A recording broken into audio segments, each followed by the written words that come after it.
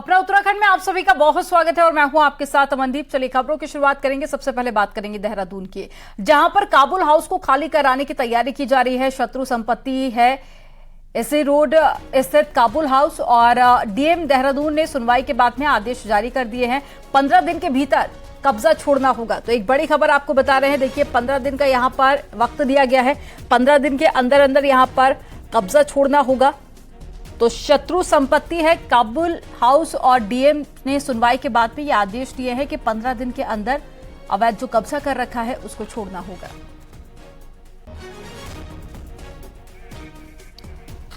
तो एक बड़ी खबर आपको बता रहे हैं देहरादून से, जहां पर सुनवाई पूरी हुई, जिसके बाद में डीएम ने कहा है कि 15 दिन के भीतर कब्जा छोड़ना होगा और शत्रु संपत्ति भी इसे बताया। तो आपको बता दें, ये तस्वीरें भी आप देखिए, जहां पर काबुल हाउस को लेकर कई दिनों से ये विवाद चल रहा था और खाली कराने की यहां पर अब तैयारी भी की जा रही है। पहले भी कई बार मांग की गई थी और अब फाइनली काबुल हाउस को खाली कराया जाएगा। ज्यादा जानकारी के साथ में दीपांकर भट्ट जुड़ गए हैं। दीपांकर का रुख कर लेते हैं। दीपांकर, 15 दिन का वक्त दिया गया है, 15 दिन के अंदर काबुल हाउस को खाली कराया जाएगा। क्या जानकारी मिल पाई है और साथ ही इस पूरे मामले को लेकर डीएम ने सुनवाई भी की थी और क्या अपने आदेश में कहा है डीएम ने? बिल्कुल, मैं बताऊं दर्शकों को, तो भारत पाकिस्तान बंटवारे के वक्त जो मुस्लिम परिवार भारत से पाकिस्तान गए, उनकी जो संपत्तियां भारत में रही, उनको खाली कराए जाने का पूरा मसला है। उसी को शत्रु संपत्ति कहा जाता है। तो देहरादून की अगर बात करें तो काबुल हाउस को खाली करने के ऑर्डर यहां पर डीएम ने किए हैं 15 दिन के भीतर। इसके पहले नैनीताल में भी इस तरह की संपत्तियां, मसूरी में इस तरह की संपत्तियां हैं, लेकिन काबुल हाउस जो शहर के बीचों बीच है, उसको खाली करने के ऑर्डर यहां पर किए गए हैं। और इसकी यहां पर जो कीमत आकी गई है वो लगभग 500 करोड़ के आसपास ही आंकी जा रही है कि इसकी जो वैल्यू है इस वक्त देहरादून राजधानी क्षेत्र के हिसाब से वो 500 करोड़ के आसपास की है। तो 15 दिन में यहां पर इसे खाली करना होगा, क्योंकि शत्रु संपत्ति है। गृह मंत्रालय की तरफ से यह कहा गया, क्योंकि जो भी संपत्तियां पूरे भारत में शत्रु संपत्ति हैं, गृह मंत्रालय उनको अब अपनी अंडरटेकिंग लेगा, गृह मंत्रालय उनको अपने कब्जे में लेगा। तो सभी राज्य सरकारों के जहां जहां शत्रु संपत्ति है वहां पर ये ऑर्डर दिए गए थे वहां के गृह विभाग को कि आप इन जमीनों को यहां पर खाली करवाइए। ये जमीनें अब सरकार की होंगी, भारत सरकार के गृह मंत्रालय में आएंगी। तो अब यहां पर यह प्रोसेस लगातार चल रहा है। नैनीताल में इस तरह की जमीनें हैं, देहरादून में, मसूरी में, जहां पर उस वक्त के मुस्लिम परिवार रहते रहे होंगे जब भारत पाकिस्तान का बंटवारा हुआ था। तो बड़ी खबर इस लिहाज से कि देहरादून क्योंकि एक पुराना शहर, और इस पुराने शहर में काबुल हाउस, और अब काबुल हाउस को 15 दिन में खाली करके अब यह भारत सरकार के हैंडओवर होगा। जी, ये जो लैंड है यहां पे। जी दीपांकर, लगभग कितनी ऐसी संपत्ति होगी? क्या कोई लिस्ट भी इसको लेकर जारी की गई है? और साथ ही अब आदेश आ गया है तो किस तरह से तैयारियां की जा रही है ताकि उन संपत्तियों को खाली कराया जा सके? और जो लोग रह रहे हैं, क्या उनकी तरफ से भी कोई रिएक्शन अभी तक सामने आया है? नैनीताल में हमने इस तरह का एक देखा था उदाहरण, जहां पर लोगों ने यह कहा था कि हम यहां से नहीं हटना चाहते, लेकिन बाद में हाईकोर्ट के ऑर्डर और तमाम चीजें इस तरह की रही, प्रशासन का ऑर्डर रहा, तो वहां पर संपत्तियां फिर प्रशासन ने अपने कब्जे में ली। तो वही काबुल हाउस के साथ भी होगा कि काबुल हाउस को 15 दिन में यहां खाली करवा के प्रशासन उसे अपने अंडर लेगा, क्योंकि गृह मंत्रालय भारत सरकार की तरफ से कहा गया है कि जो जमीनें उस वक्त यहां पर मुस्लिम परिवारों की थी, जो पाकिस्तान में जा चुके 1947 के बंटवारे के वक्त से, अब उन जमीनों पर किसका कब्जा हो, तो उसको शत्रु संपत्ति कहा गया। और अब वो जमीनें गृह मंत्रालय में निहित हो जाएंगी, यानी गृह मंत्रालय के हैंडओवर होंगी। और उसी को चैलेंज को अब यहां पर जो राज्य सरकार हो या राज्य का प्रशासन हो, शासन हो, उनकी ये कोशिश है कि कैसे इन जमीनों को अब अपने अंडर लाया जाए। तो अब प्रशासन के लिए चुनौती यही होगा कि इस संपत्ति को खाली करवा के, प्रशासन के सामने भी एक बड़ी चुनौती है, क्योंकि इसे गृह विभाग के अंडर करना है, लेकिन अभी भी कुछ लोग रह रहे हैं। और जैसा कि दीपांकर बता रहे थे कि कुछ लोग ऐसे भी हैं जो कि वहां से नहीं हटना चाहते हैं। जानकारी साझा करने के लिए बहुत शुक्रिया दीपांकर आपका। और ऋषिकेश के चंद्रभागा पुल के पास में हाईवे पर कार सवार दबंगों ने जमकर गुंडागर्दी की और मामूली विवाद पर एक युवक की लाठी डंडों से जमकर पिटाई कर दी। और लोगों को डराने के लिए कार सवार दबंगों ने हवाई फायरिंग भी की और फरार हो गए। कार सवार युवकों की सड़क पर खड़े युवक से किसी बात को लेकर कहासुनी हुई थी, जिसको लेकर दबंगों ने युवक की पिटाई कर दी। हालांकि शिकायत के बाद में पुलिस ने सभी आरोपियों को गिरफ्तार कर लिया है और इनके पास से पिस्टल, जिंदा कारतूस, हॉकी स्टिक और साथ ही कार बरामद की है। आरोपी उत्तर प्रदेश और राजस्थान के रहने वाले हैं, जो कि गढ़वाल यूनिवर्सिटी में पढ़ रहे थे और छुट्टी बिताकर श्रीनगर जा रहे थे।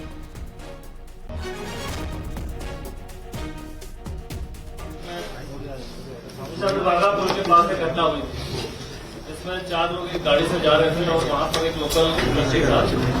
ये गाड़ी से पीछे से छूटने तो रुका हुआ खोलकर वो उस व्यक्ति जो हमारे दीपक जायसवाल जी है उनके ऊपर तो कहा सुनी हो गई। कहा सुनने के बाद क्योंकि लोकल लोग रहते हैं तो थोड़ा भीड़ भाड़ हो गई और क्योंकि ये लोग भी थोड़ा सा ड्रिंक या कुछ किए होते इसके बाद उन्होंने जो है वहां पर जैसा आपने वीडियो में देखा होगा कुछ जगह सोशल मीडिया पर चल रहा था, फायर भी किया और साथ ही साथ हॉकी स्टिक और जो क्या कहते हैं स्टंप वगैरह निकाल के लोगों को मारने का पीटने का प्रयास भी किया और पिटा दिया। देहरादून से बड़ी खबर आ रही है, जहां पर नकली दवा फैक्ट्री मामले में पुलिस को दिल्ली में मिली 20 लाख कीमत की नकली टैबलेट्स और नकली दवा सप्लाई से डॉक्यूमेंट भी बरामद किए गए हैं। नकली दवा मामले में गठित स्पेशल टीम को यह बड़ी सफलता मिली है। तस्वीरें आप देखिए, ये नकली दवाएं हैं जो कि टीम को बरामद हुई है और इसके साथ ही कुछ डॉक्यूमेंट भी है, वो भी खंगाले जा रहे हैं। सोशल मीडिया पे चल रहा था, फायर भी किया और साथ ही साथ हॉकी स्टिक और जो क्या कहते हैं स्टंप वगैरह निकाल के लोगों को मारने का पीटने का प्रयास भी किया और पिटा दिया। तो जैसे ही घटना चूंकि वहां पर प्राप्त हुई थी तत्काल एक गाड़ी का नंबर उसमें आया था, एक ही नंबर की गाड़ी थी। एक ही नंबर की गाड़ी से डिटेल वगैरह निकाली गई। फिर उसके बाद डिटेल के बाद कुछ नंबर निकाले गए जिसके नाम रजिस्टर्ड थी और इसके बाद फिर पुलिस टीम जो उसमें घटना बड़ी सनसनीखेज थी और जिस तरह से घटना कारित हुई।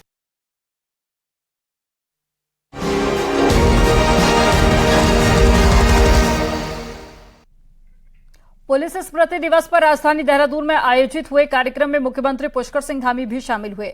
इस दौरान डीजीपी अशोक कुमार, पुलिस के अधिकारियों के साथ ही शहीद पुलिस जवानों के परिजन भी वहां पर पहुंचे और उन्होंने भी हिस्सा लिया। मुख्यमंत्री पुष्कर सिंह धामी ने उत्तराखंड के शहीद पुलिस जवानों को श्रद्धांजलि देने के साथ ही 4 बड़ी घोषणाएं की हैं, जिसमें पुलिस जवानों के आवास के लिए 100 करोड़ की धनराशि और पुलिस कल्याण कोष में 2 करोड़ रुपए की धनराशि दी जाएगी। हर साल सभी पुलिस जवानों का स्वास्थ्य परीक्षण कराया जाएगा और इसके अलावा मृतक आश्रितों के नियम को सरल किया जाएगा। वहीं आने वाले दिनों में पुलिस में 1800 पदों पर भर्ती निकालने का भी ऐलान किया गया है।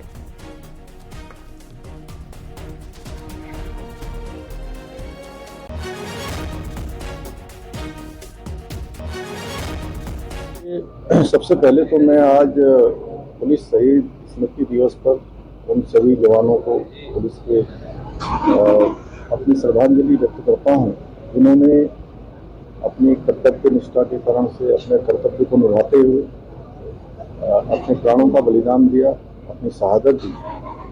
और ये अवसर हमें निश्चित रूप से उन शहीदों के प्रति अपनी श्रद्धांजलि व्यक्त करने का भी है, साथ ही साथ उनके जो परिवार के लोग हैं, पारिवारिक जन हैं, उनके प्रति संवेदनाएं और उनके आगे के लिए हम जो भी योगदान कर सकते हैं उस योगदान करने का दिन भी और यह स्मरण दिलाने का दिन भी है। और इसलिए हमने आज के दिन ये घोषणा की है कि आने वाले 3 वर्षों में पुलिस के जवानों के लिए, अधिकारियों के लिए आवास व्यवस्था में 100 करोड़ रुपए की जो धनराशि है उसका प्रावधान किया जाएगा। इसके साथ साथ 2 करोड़ रुपए का रिवॉल्विंग फंड उनकी सहायता के लिए बनाया जाएगा और वार्षिक टेस्ट करते हुए उनके उपचार से संबंधित उपचार की व्यवस्था की जाएगी। और मृतक आश्रितों के लिए जो अड़चनें आती हैं उसको सरल किया जाएगा, उन अड़चनों को समाप्त किया जाएगा और समय समय पर जो भी उत्तराखंड पुलिस के लिए और कार्मिकों की जो कमी है, मैन पावर की कमी है, क्योंकि हमारे उत्तराखंड की पुलिस जहाँ जितनी हमारी जनसंख्या है उत्तराखंड की, उससे 4 लाख ज्यादा लोगों की सुरक्षा और तमाम जो व्यवस्थाएं हैं राज्य के अंदर आने वालों के लिए, उस व्यवस्थाओं को, ट्रैफिक से संबंधित व्यवस्थाएं हों या सुरक्षा की व्यवस्थाएं हों, उन सभी को संपादित करती है। इसलिए आने वाले समय में पुलिस के जवानों की बढ़ोतरी का भी जो है हमने विचार किया है कि उसमें हम बढ़ोतरी करेंगे, नई भर्तियां भी हम। मुख्यमंत्री पुष्कर सिंह धामी ने औद्योगिक विकास योजना के तहत में स्थापित उद्योगों को भारत सरकार से मिली अनुदान राशि का डिजिटल ट्रांसफर किया, जिसमें 40 औद्योगिक इकाइयों को स्वीकृत क्या गया? 90 करोड़ रुपए की धनराशि लाभार्थियों के खाते में डाली गई और औद्योगिक विकास योजना 2017 के अंतर्गत हिमालयी राज्यों उत्तराखंड, हिमाचल प्रदेश में औद्योगिकीकरण को प्रोत्साहित करने के लिए स्थापित होने वाली विनिर्माण और सेवा क्षेत्र की इकाइयों को संयंत्र और मशीनरी में किए गए निवेश पर 30% की दर से अधिकतम 5 करोड़ रुपए तक की सब्सिडी दी जाती है।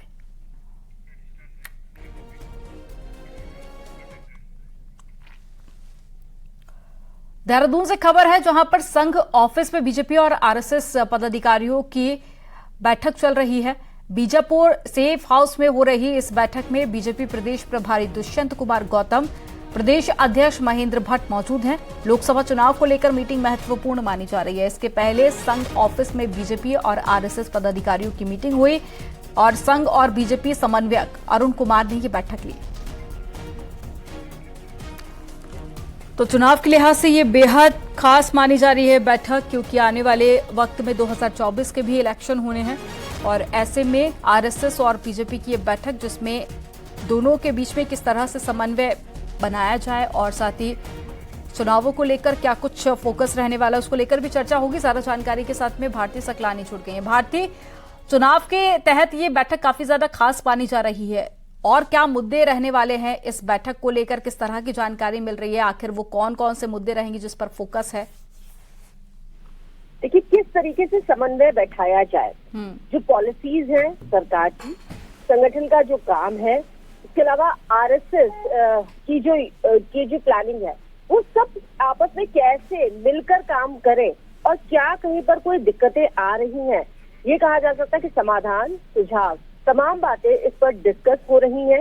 इसके अलावा लोकसभा चुनाव जो कि अब बहुत करीब है, उसको लेकर यहाँ पर इस मीटिंग में बातचीत की जा रही है। लगातार ये कहा जा सकता है कि पहले आरएसएस ऑफिस में ये मीटिंग हुई, तकरीबन 1.5-2 घंटे तक वहां पर मीटिंग चली और उसके बाद अब 3 घंटे से ज्यादा का वक्त हो चुका है, सेफ हाउस में ये मीटिंग चल रही है। मुख्यमंत्री पुष्कर सिंह धामी भी इस मीटिंग में शामिल।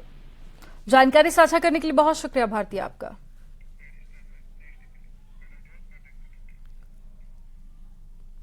प्रमुख सचिव प्रधानमंत्री भारत सरकार पीके मिश्रा आज केदारनाथ धाम पहुंचे। सुबह करीब 9 बजे वायुसेना के हेलीकॉप्टर से उन्होंने वीआईपी हेलीपैड पर लैंडिंग की और इसके साथ में सचिव पीएमओ मंगेश भी वहां पर मौजूद थे। मंदिर के समीप में तीर्थ पुरोहित समाज ने परंपरागत मंत्रोच्चारण एवं रुद्राक्ष की माला पहनाकर उनका स्वागत किया, जिसके बाद में उन्होंने बाबा केदारनाथ का रुद्राभिषेक एवं विशेष पूजा अर्चना की और केदारनाथ धाम में चल रहे पुनर्निर्माण कार्यों की बारीकी से जानकारी ली और कार्यों में तेजी लाने के निर्देश भी दिए। आपको बता दें कि इस बार भी कपाट बंद होने के अवसर पर प्रधानमंत्री मोदी केदारनाथ धाम पहुंच सकते हैं।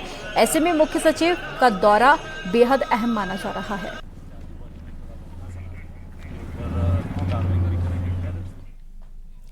चमोली में बद्रीनाथ हाईवे पर लैंडस्लाइड जोन के ट्रीटमेंट पर लगाई जा रही सामग्री पर कल देर रात को शरारती तत्वों ने आग लगा दी। एनएच का कहना है कि लैंडस्लाइड को ठीक करने के लिए जाली और बोरी लगाई जा रही थी, जिससे लैंडस्लाइड को रोका जा सके, लेकिन कुछ अज्ञात लोगों ने कल देर रात आग लगा दी।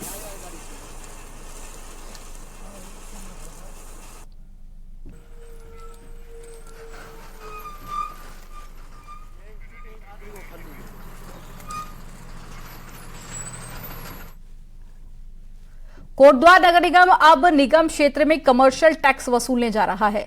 निगम की ओर से व्यावसायिक प्रतिष्ठानों को टैक्स जमा करने के नोटिस भेजे जा रहे हैं। हालांकि सरकार की ओर से नए नगर निगम के रूप में विकसित हुए कोटद्वार नगर निगम में 10 सालों तक किसी भी तरह का टैक्स न लगाए जाने की घोषणा की गई थी, लेकिन अब 5 साल बीत जाने के बाद भी व्यापारियों से कमर्शियल टैक्स लगाए जाने की तैयारी की जा चुकी है। मामले में नगर आयुक्त वैभव गुप्ता का कहना है कि टैक्स में छूट सिर्फ आवासीय भवनों को दी गई है, जबकि दुकानों, स्कूलों और व्यावसायिक प्रतिष्ठानों को इसमें कोई छूट नहीं मिलेगी। लेकिन वो केवल रेजिडेंशियल प्रॉपर्टीज है, उन्हीं के लिए है। कमर्शियल टैक्स की इसमें कोई भी छूट नहीं, किसी प्रकार का उसमें वो नहीं है। और इसीलिए आज सभी संबंधित जो विभाग हैं उनसे भी बैठक की गई। इसमें पीडब्ल्यूडी, सिंचाई विभाग, पर्यटन विभाग, शिक्षा विभाग, इरिगेशन, ये सभी यहाँ पर थे और जल संस्थान भी था इसमें। यहां पर रुकेंगे एक छोटे से ब्रेक के लिए। आप देखते रहिए न्यूज़ 18।